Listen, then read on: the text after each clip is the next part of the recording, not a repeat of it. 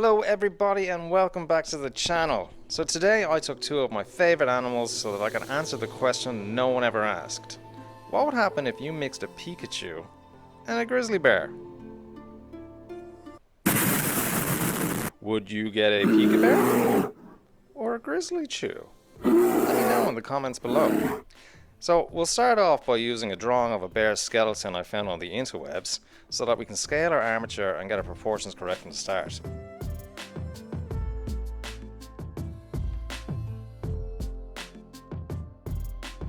Once we have our metal bones in place, we can thicken up the body using aluminium foil to reduce the amount of clay that we need.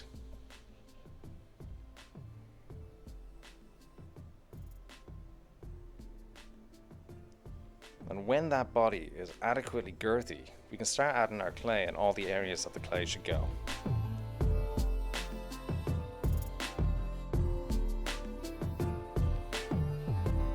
And from here, I did some research on bear anatomy, which was honestly horrifying. So now I could start by adding the muscles where they should be prior to making this electric bear mouse sufficiently furry.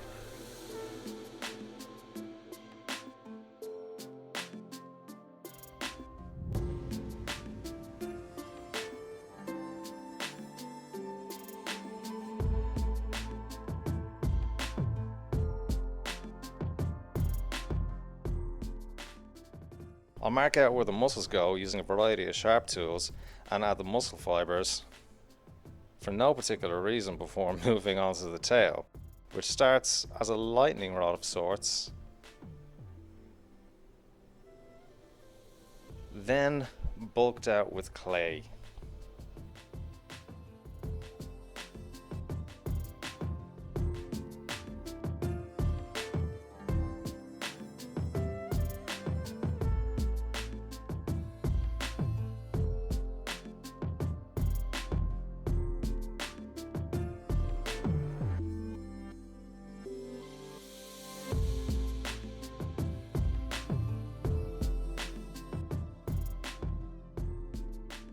From the bottom we then move up to the top and add the bulk of the head.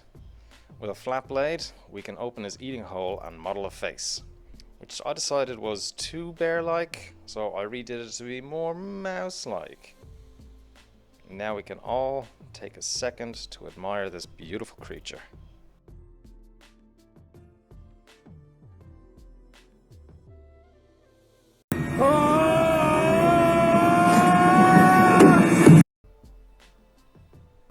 Thereafter, I'll use a series of ball styluses to etch in the vertebrae and jam in some pre-baked teeth.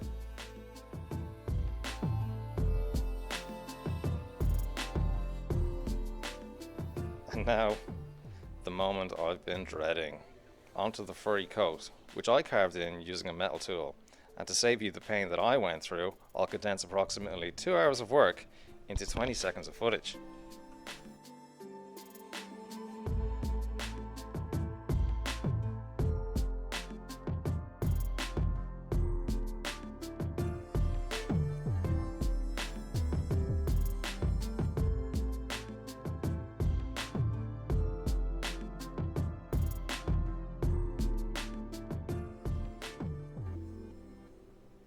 For the finer hairs on the underside of his neck and mouth, I used a fine wire brush to scrape in some of the details.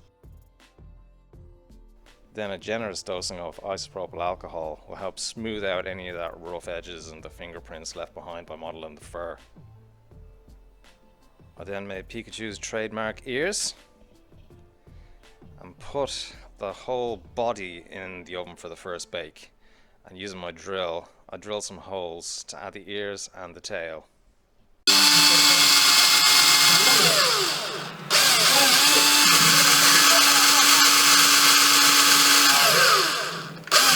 I'm sorry! I'm sorry, Wilson! Moving on. I was able to tidy up the ears with just Sculpting, but you can see that the tail snapped as the glue I used melted in the oven. You don't use hot glue in the oven. But never mind. This just meant that I had to whip out the old favourite air drying epoxy. It's a 2-part milliput. Alone, they stay malleable. You mix them together in equal parts, and they will air dry in a couple of hours. So I can just patch up that tail, scrape in a little bit of fur, and whatever's excess, you just make extra claws and teeth. Save for later. Once that's dried, we can prime our fuzz muffin white before giving him a heavy dose of yellow contrast paint from Citadel.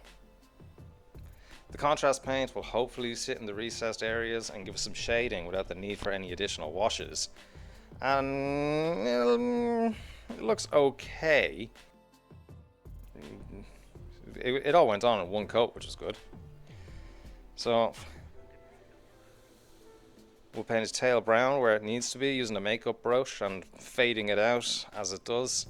And then we'll add on his 2 back stripes.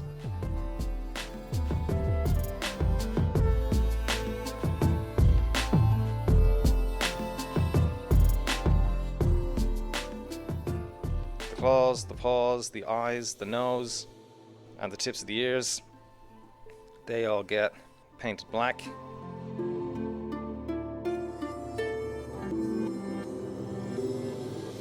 And then for the mouth, I'll gradually layer up some watered down reds, browns, before adding those trademark rosy cheeks. And with that, that is our fur ball done. And it's on to making a base.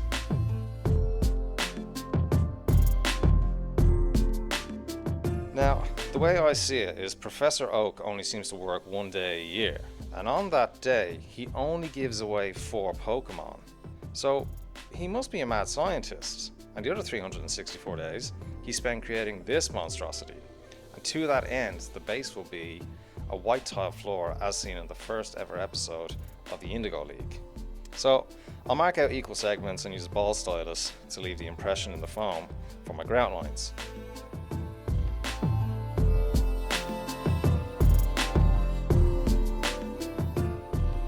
There, I'll prime it black, paint the tiles white, give it a grey wash, and then finally a gloss varnish top coat. And with that, our Pika-bear is finished. Or is he? You see, after adding our monsters to the base, I thought it looked a bit bare, so I went on to make a beautiful necklace and some discarded Pokeballs. I used a clay extruder to make the chains and a cookie cutter for the collar. I then focused the camera on the cutting mat and used an X-Acto blade to cut random chunks out of the collar for the weathering.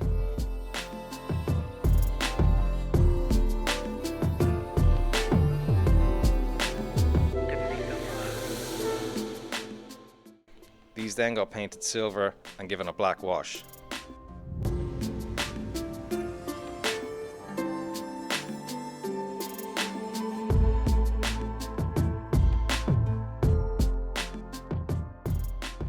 Now, having baked the collar in 2 halves, it allowed me to glue it in place with ease before adding the chain with some super glue with my ever trusty tweezers.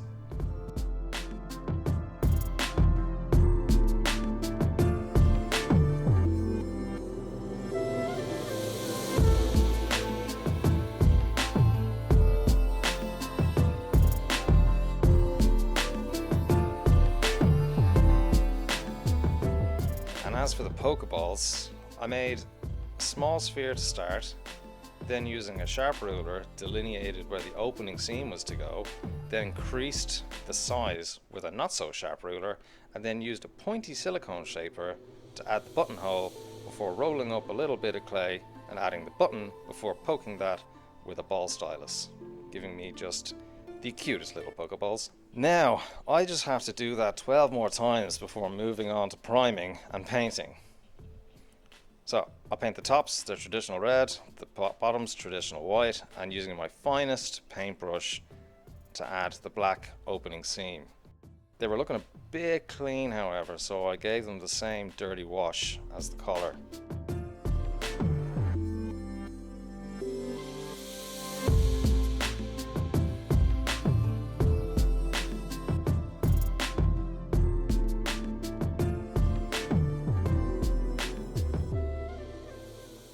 And And after gluing them in position, I then dirtied up the tiles with a watered down rust color.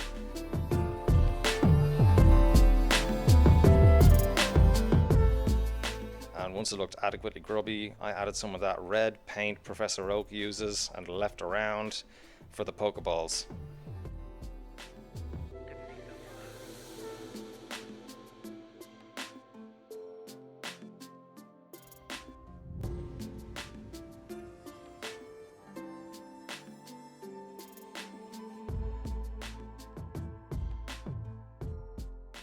Finally, with a little splashy splash here and there, we are done. So thank you all so much for watching, and please like the video if you liked it, share it with your friends, go make a mess, and roll on the final images.